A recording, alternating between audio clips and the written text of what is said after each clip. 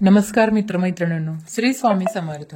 उद्यापासून पितृपक्षाला सुरुवात होत आहे आणि या पितृपक्षातील 15 दिवस यांना खूप महत्त्व या हिंदू धर्मामध्ये मानलं जातं.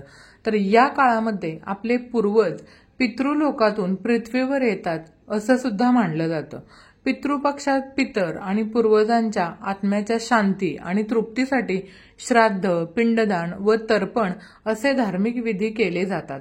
मैत्रिणींनो, धार्मिक मान्यतेनुसार पितृपक्ष दरवर्षी भाद्रपद महिन्याच्या शुक्ल पक्षाच्या पौर्णिमेपासून सुरू होतो आणि अश्विन महिन्याच्या कृष्ण पक्षाच्या अमावस्यापर्यंत तो असतो.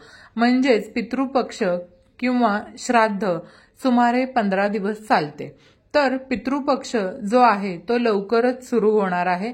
आजच्या व्हिडिओमध्ये आपण पाहणार आहोत की पितृदोष म्हणजे नेमकं काय आणि स्त्रियांना पितृदोष लागतो का, स्त्रियांना सासरचा की माहेरचा अशा ठिकाणचा किंवा दोन्ही ठिकाणचा पितृदोष असतो का, यावरती उपाय कोणते करावेत याबद्दलची सर्व माहिती आपण आजच्या या व्हिडिओमध्ये पाहणार आहोत. त्यामुळे तुम्ही हा व्हिडिओ संपूर्ण पहा.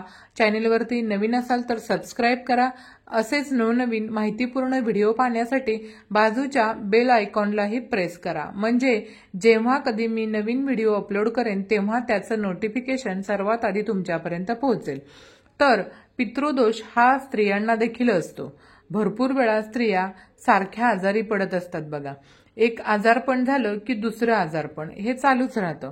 तसंच आपण कितीही औषध गोळ्या घ्या, तात्पुरतं आपल्याला बरं वाटतं आणि परत दुसरं काही कारण होतं आणि आपण लगेच परत आजारी पडतो.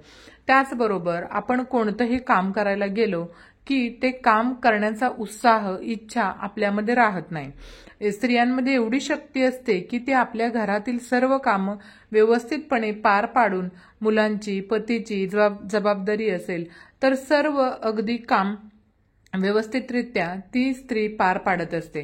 तिच्यामध्ये तेवढाच स्टॅमिना देखील असतो. पण काही महिलांमध्ये असं होतं की काम हे करूच वाटत नाही किंवा एखादं काम केलं की लगेच आपण थकतो किंवा लगेच आपण आजारी देखील पडतो. असं अगदी अनेक महिलांच्या बाबतीत होत असतं.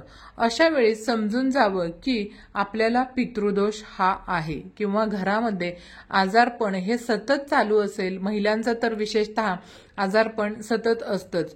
त्याचबरोबर घरामध्ये एक मूल आजारी पडलं की दुसरं आजारी पडतं.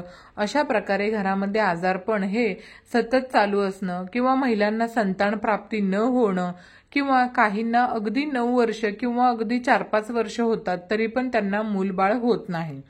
काही स्त्रियांना काय होतं, प्रेग्नन्सी देखील राहते पण ती 4-5 महिनेच राहते आणि प्रेग्नन्सी, आणि त्याच्यानंतर भरपूर ठिकाणी त्यांना किंवा काही ठिकाणी मुलांचे विवाह देखील होत नाहीत, वेळेवरती जुळून येत नाही.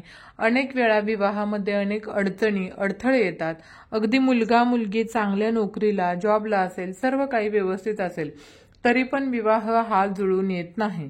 मुलांकडले नाही म्हणतात किंवा मुलीकडले नाही म्हणतात. असे देखील अनेक प्रॉब्लेम आपल्याला सतावत असतात. तसंच आपल्या घरामध्ये आर्थिक टंचाई जाणवत असते. घरामध्ये पैसा येतो पण तो टिकत नाही. पैसा आला तर तो स्थिर राहत नाही, कुठे तर वायफळ खर्च होऊन जातो.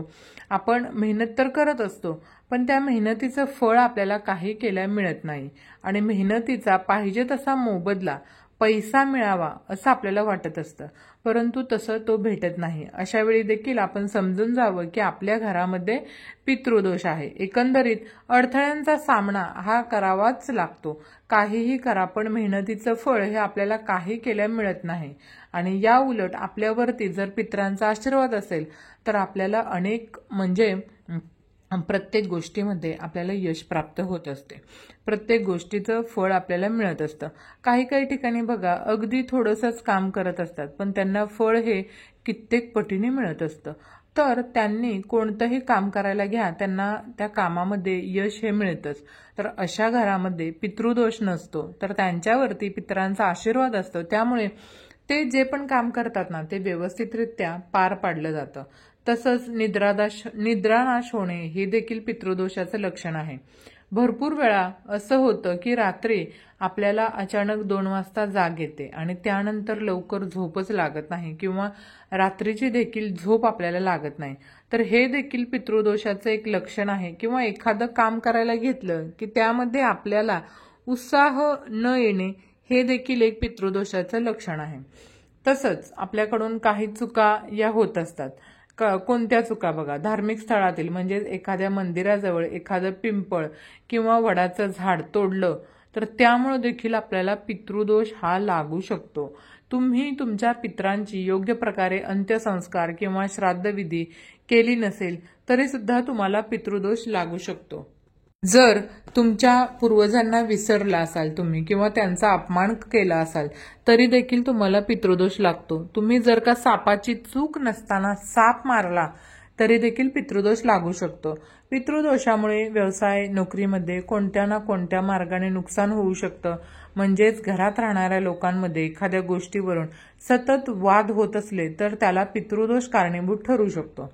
लग्नात कुठला ना कुठला तरी अडथळा येतो किंवा लग्नानंतर प्रकरण इतक्या टोकाला जातं की ते घटस्फोटापर्यंत पोहोचतं.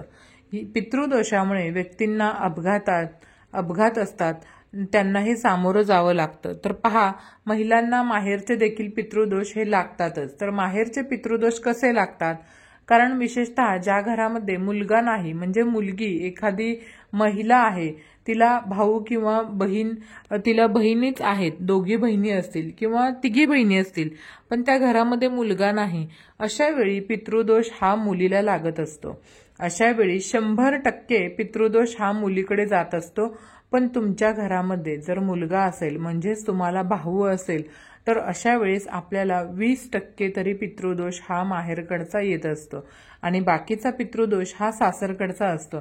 त्यामुळे आपल्याला दोन्हीकडचे पितृदोष हे लागत असतात आणि दोन्हीकडचे पितृदोष असतील तर आपल्या घरामध्ये अनेक अडचणी, अडथळे, संकटे ही येत असतात आणि त्याचा सामना आपल्याला हा करावा लागत असतो. मग हा पितृदोष दूर करण्यासाठी म्हणजे दूर होण्यासाठी आपल्याला कोणते उपाय करावे लागतात?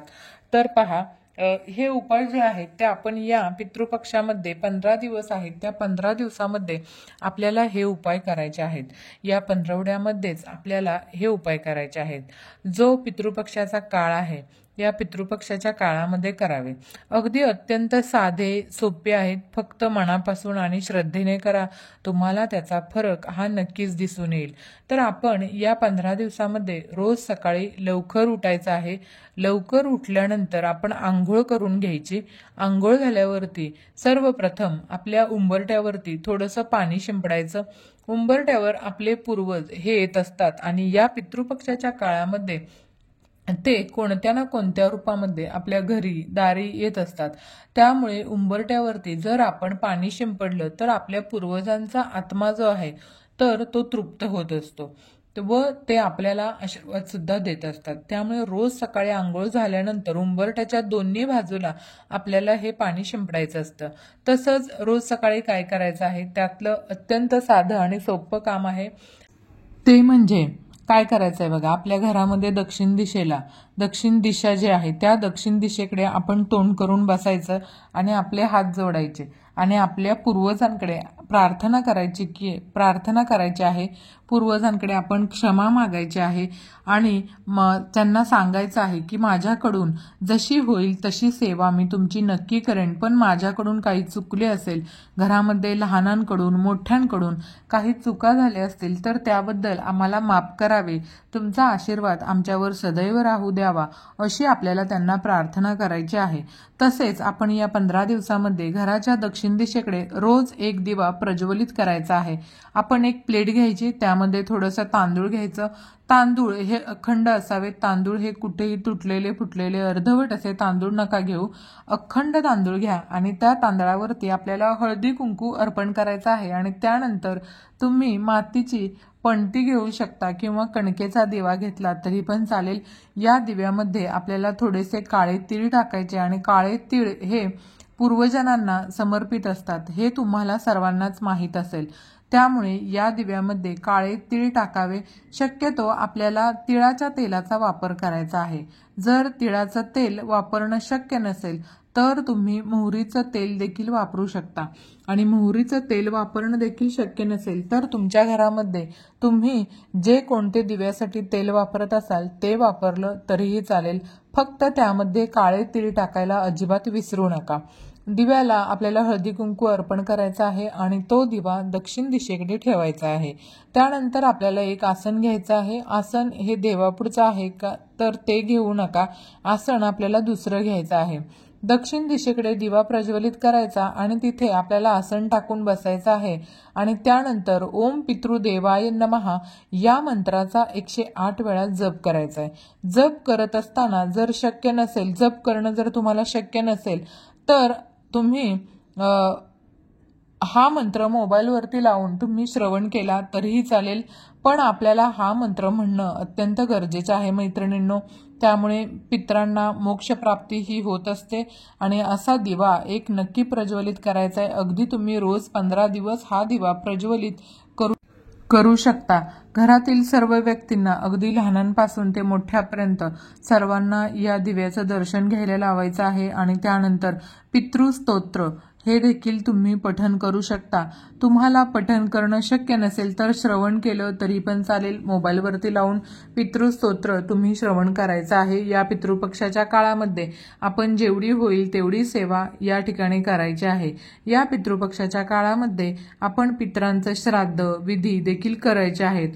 तसंच या पितृपक्षाच्या काळामध्ये आपण रोज आंघोळ करताना आंघोळीच्या पाण्यामध्ये थोडेसे काळे तीळ आणि गंगाजल टाकून मगच आपल्याला आंघोळ करायची आहे। यामुळे पितरांचा आशीर्वाद हा आपल्याला प्राप्त होत असतो।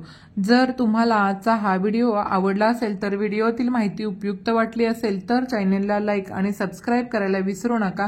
भेटूयात अशाच नवनवीन माहितीपूर्ण पुढच्या व्हिडिओमध्ये। तोपर्यंत धन्यवाद।